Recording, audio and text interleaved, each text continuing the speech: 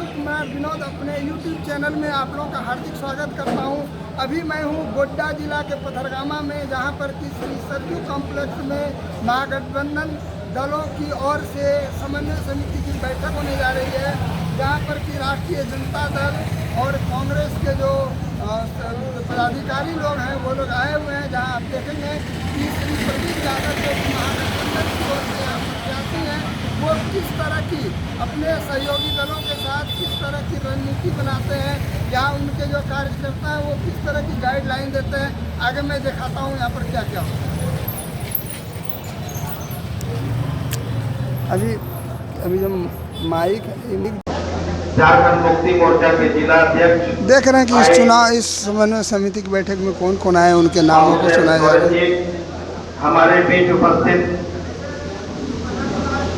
राष्ट्रीय जनता दल के जिला अध्यक्ष सुरेश यादव जी, हमारे बीच उपस्थित मुखर वक्ता और कामरेड माननीय नेता आदरणीय हम सबों का गार्जियन अभिभावक आदरणीय श्री अरुण सहाय जी, पथरगामा प्रखंड के राष्ट्रीय जनता दल के प्रखंड अध्यक्ष भाई बजरंगी यादव जी, झारखंड मुक्ति मोर्चा के पथरगामा प्रखंड अध्यक्ष राजू हंसा जी, हमारे बीच प्रमुख महोदय पथरगामा प्रमुख जो कि यहाँ पर तशरीफ किए हुए हैं, और सुशीला देवी जी, बबीता जी, ललिता मैडम जी,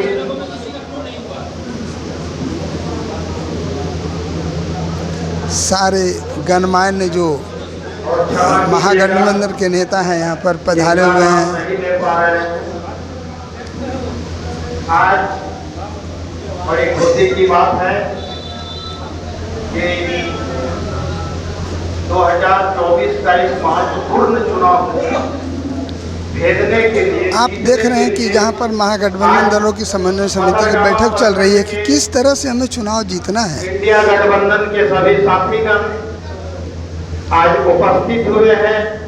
इस चिलचिलाती धूप और मौसम को बर्दाश्त करते हुए आपने जो अपना समय को योगदान दिए हैं, इसके लिए इंडिया गठबंधन के तमाम जिला अध्यक्ष और जिला कमेटी प्रखंड कमेटी की ओर से आपका धन्यवाद और शुक्रिया। मैं मंच संचालन के रूप में आपके बीच सेवा देने के लिए आया हूं। अब मैं कार्यक्रम को आगे बढ़ाने के लिए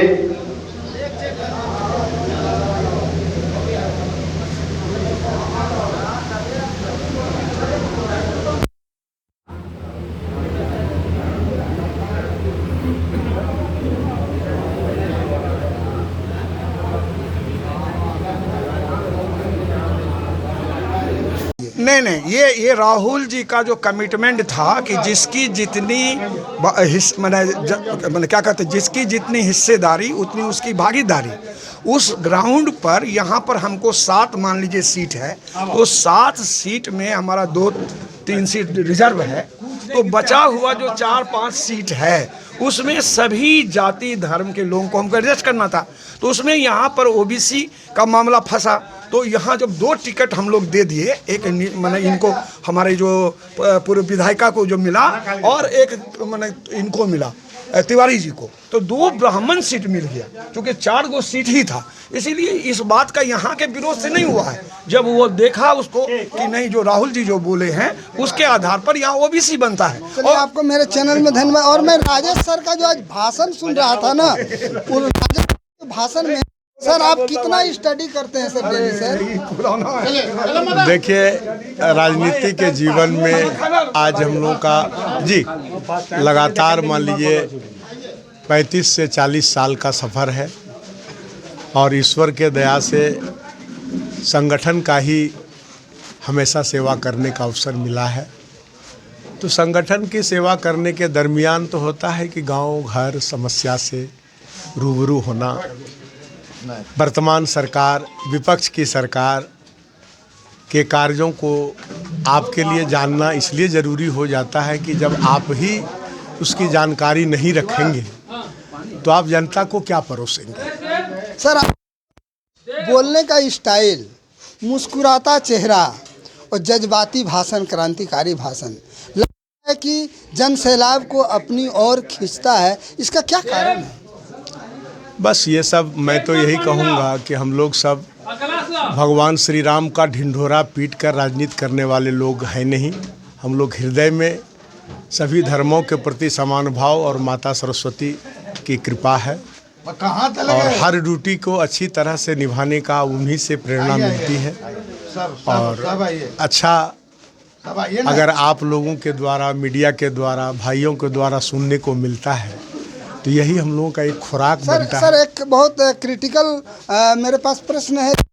वो राम मंदिर में उसके जो दीप जलाने में मैंने करोड़ों रुपया बर्बाद कर दिया और सड़क के किनारे बहुत सारे मंदिर हैं जहाँ पूजा करने वाला नहीं है। तो इससे क्या सरकार बेवकूफ़ बनाना चाहती है? ये तो अब पूरा देश की जनता जान गई है। आप इनके लैंग्वेज नहीं सुन रहे। आपके जो बड़े गोदी मीडिया के लोग हैं, मैं किन्हीं का नाम नहीं कहना नहीं, आज आप देखिए पिछले दिनों क्या आज तक के हेलीकॉप्टर के झारखंड आगमन पर किस तरह का विरोध हुआ और किस तरह से गोदी मीडिया वापस जाओ का जनता ने नारा लगाया और मीडिया के पक्ष में ही अपना दिया। चलिए वहाँ भी देखिए, मनुष्य ही हर जगह है। मतदाता भी मनुष्य है, प्रत्याशी भी मनुष्य है, इलेक्शन कमीशन के पदों का निर्वहन करने वाले लोग भी मनुष्य हैं और न्याय विभाग में भी न्याय के कुर्सी पर बैठे हुए लोग भी मनुष्य प्रजाति से ही बिलोंग करते हैं। और कहीं न कहीं जब मनुष्य कोई होता है तो मैं दावे के साथ कहूँगा कि एक सिक्के का जिस तरह से दो पहलू होता है उसी तरह से मनुष्य यदि है तो अच्छाई और बुराई उनके साथ। चलिए, आपको मेरे चैनल में बहुत बहुत धन्यवाद। और अब हम कांग्रेस अध्यक्ष श्री दिनेश प्रसाद यादव, आपका मेरे चैनल में स्वागत है। सर, अभी आप जो चुनाव लड़ेंगे, बूथ कमेटी वगैरह बनी है, इस पर आपका किस तरह का विचार है? सबसे पहले आपके चैनल को धन्यवाद देना चाहते हैं। आपने देखा होगा यह तो लोकतंत्र का पर्व है, 5 साल में आता है, लेकिन मेरे कांग्रेस कमेटी के लोग आज साल भर से हम लोग लगे हुए हैं बूथ कमेटी में, BLA में। सारे लोग संगठन के प्रति जागरूक हैं और प्रदेश कांग्रेस कमेटी के निर्देशानुसार बूथ कमेटी भी हम लोग बना लिए हैं और गांव-गांव में जाते भी हैं और लोग बहुत ही खुश हैं। इंडिया गठबंधन के जो हम लोग एक साथ मिल के चुनाव लड़ रहे हैं, सब लोगों में खुशी है। लोगों ने 15 साल से निशिकांत जी के कार्यकाल को देखने का काम किया है। न जनता से कोई लेना देना है उनको, न कभी 15 साल के दरमियान में उन्होंने एक रात गोड्डा में गुजारने का काम किया है। इसलिए जनता जान चुकी है। और मोदी जी ने जो इस देश में जो नाच कर रहे हैं, इन्होंने आरक्षण समाप्त कर दिया। आरक्षण समाप्त करने का घोषणा किया। पहले जब हम लोग बिहार में लालू जी की सरकार थी तो यहाँ आरक्षण पिछड़ों का 27% आरक्षण था और जब झारखंड अलग हुआ तो केंद्र सरकार के द्वारा 14% आरक्षण ला दिया।